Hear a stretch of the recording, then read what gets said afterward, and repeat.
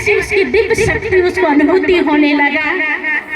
तो उसने कहा कि कौन है जो हमारे सामने आए, हमें दर्शन दीजिए। तो क्योंकि विष्णु जी का भक्त होने के साथ, क्योंकि विष्णु जी के भक्त थे लेकिन दिव्य अलौकिक शक्ति की अनुभूति हुआ, तो उसने कहा, साक्षात्कार हुआ तो कहा, मैं निजानंद स्वरूपम शिवोहम शिवोहम, प्रकाश स्वरूपम शिवोहम शिवोहम, अर्थात ज्ञान स्वरूपम शिवोहम शिवोहम, और तत्त्वम विष्णु, अर्थात तुम ही विष्णु बनने वाले हो।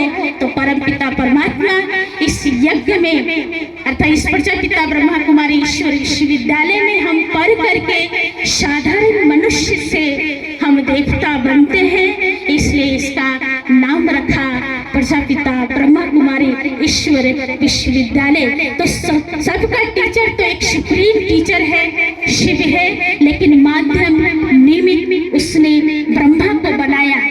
ब्रह्मा इसलिए कहा जाता है, ब्रह्मा के द्वारा स्थापना, विष्णु के द्वारा पालना, शंकर के द्वारा विनाश। तो एक निमित्त, क्योंकि परमात्मा ज्योति बिंदु स्वरूप है, तो उस व्यक्ति को चुना इस यज्ञ को आगे बढ़ाने के लिए। ऐसे ब्रह्मा बाबा को दिव्य साक्षात्कार भी हुआ, तब उसे पता चला कि परमात्मा कोई और है और आत्मा कोई और है। तो सर्वप्रथम तो यही परमात्मा संदेश देते हैं कि आत्मा ज्योति बिंदु स्वरूप है, परमपिता परमात्मा भी ज्योति बिंदु स्वरूप है, लेकिन वो भी निराकार है, हम भी निराकार है। तो इस यज्ञ में ये बताते हैं, और सर्वप्रथम इस यज्ञ में 19 विंग है, जो हमारी माउंट आबू राजस्थान इसका मुख्यालय अर्थात हेडक्वार्टर माउंट आबू राजस्थान है। वहाँ हम सभी वहाँ जाते हैं। और सबसे बड़ी बात है, क्योंकि 19 विंग साथ साथ हमारी एक विंग है मीडिया विंग, और वुमेन विंग होते हैं, महिला विंग होते हैं, है ना, 19 विंग होते हैं। तो कई कई विभागों में बांटा है, क्योंकि ये प्रचार प्रसार करने के लिए कई देशों में हुआ। तो परमात्मा ऐसे समय आते हैं जब घोर कलयुग होती है, तभी हमें परमात्मा का परिचय मिलता है। तो माध्यम कौन बना? प्रजापिता ब्रह्मा। उसका नाम क्या था? दादा लेखराज कृपलानी। भगवान ने उस तन को यूज किया, भगवान ने उस तन को निमित्त बनाया, भगवान ने उस तन का एक अलौकिक दिव्य नाम रखा। क्या रखा? प्रजापिता ब्रह्मा, जिसके द्वारा परमात्मा ने संदेश दिया, इस यज्ञ को बढ़ाया, इस यज्ञ का निमित्त बना। और उसके बाद हमारे यज्ञ का जो आप सुने होंगे, इस यज्ञ का जो मम्मा थी ना, उसको मम्मा कहते थे, क्योंकि ब्रह्मा बाबा पुरुष होने की वजह से, क्योंकि इस यज्ञ में तो एक माता ही कन्या ही ज्यादा रहती थी। उस समय की बात है, 350 कन्याएं यज्ञ में रहती थी, जो ब्रह्मा बाबा ने अपने तन मन धन दे करके इस यज्ञ में समर्पित हुए। और उस कन्याओं को तो ऐसे जीवन में परिस्थिति आया, लेकिन ब्रह्मा बाबा ने कभी घबराई नहीं, एक अचल निश्चय होकर के इस यज्ञ को बढ़ाया और आगे बढ़ते गए। क्योंकि आप लोग जानते होंगे, क्योंकि दादी लोग तो यज्ञ की शुरुआत, क्योंकि आदि रत्न कहा जाता है, क्योंकि बाबा एक पुरुष होने के नाते मम्मा को एक निमित्त बनाया इस यज्ञ का, और मम्मा को एक मम्मा की उपाधि दिया, क्योंकि बाबा ने सारी छोटी छोटी कन्याओं को, छोटे छोटे बच्चों को ऐसी पालना दिया, ऐसे देख रेख। जैसे बाबा जब इस यज्ञ की स्थापना जब किया था, तो हर एक कन्याओं को देखते थे, जैसे सोने के लिए जाते थे उसको देख रेख करते थे, और क्या करते, ब्रश में पेस्ट भी लगा के देते थे। तो बाबा ने ऐसे व्यक्ति को चुना जो काबिल होते हैं, कहते हैं काबिलियत, जो भगवान उस तन को यूज किया, भगवान उस तन को, है ना, जैसे निमित्त बनाया। तो हमारे जैसे ही वो भी साधारण थे। तो परमात्मा ने कहा, तुम भी परमात्मा के संदेश देने वाले हो, तुम भी परमात्मा को संदेश दो, इस यज्ञ को आगे बढ़ाएं। हर सभी का उद्देश्य है, क्योंकि वैसे बातें तो बहुत है, क्योंकि जब भगवान उस तन में आए, है ना, आकर के क्या किया, है ना, आकर के इस यज्ञ को बढ़ाया। भगवान कहते हैं ना कि बच्चे जब हर मनुष्य को जब हम संदेश देंगे तभी हम क्या कहलाएंगे, महान कहलाएंगे। तो परमात्मा ने ऐसे हमें बताए हैं।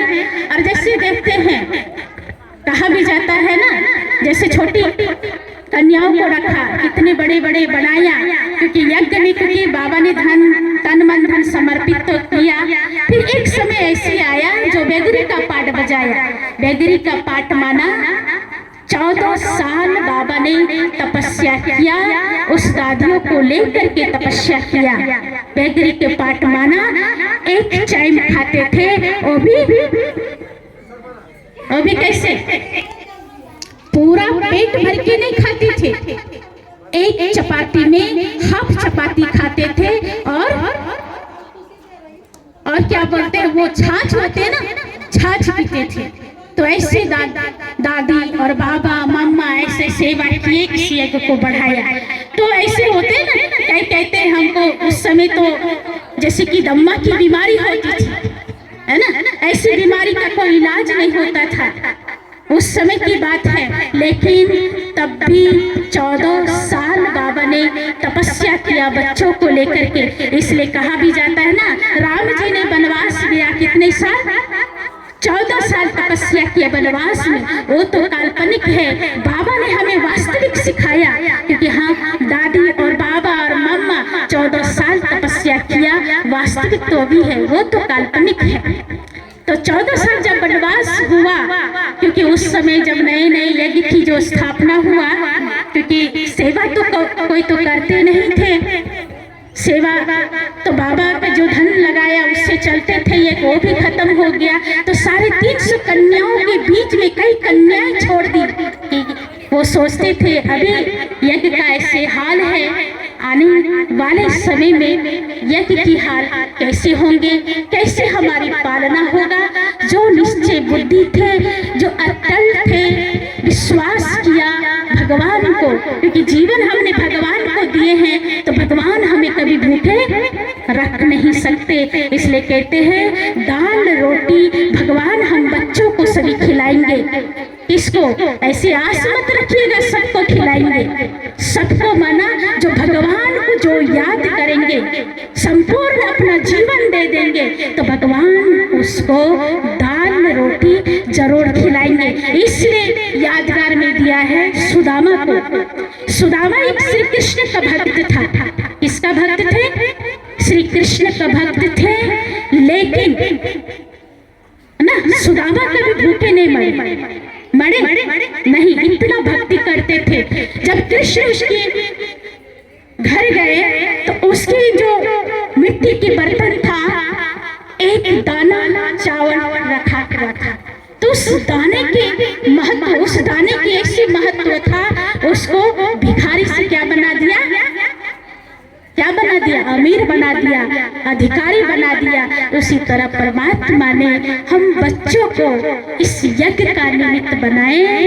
बाबत की कहानी तो इतना बड़ा है, जो बताएंगे भी तो खत्म नहीं होगा। तो बाबा की समान हमें भी बनना है, हमें भी पुरुषार्थ करना है, हमें भी मेहनत करना है। पुनः आप सभी को नववर्ष की ढेर सारी शुभकामनाएं, ढेर सारी बधाई हो, बधाई हो, बधाई हो। ओम शांति।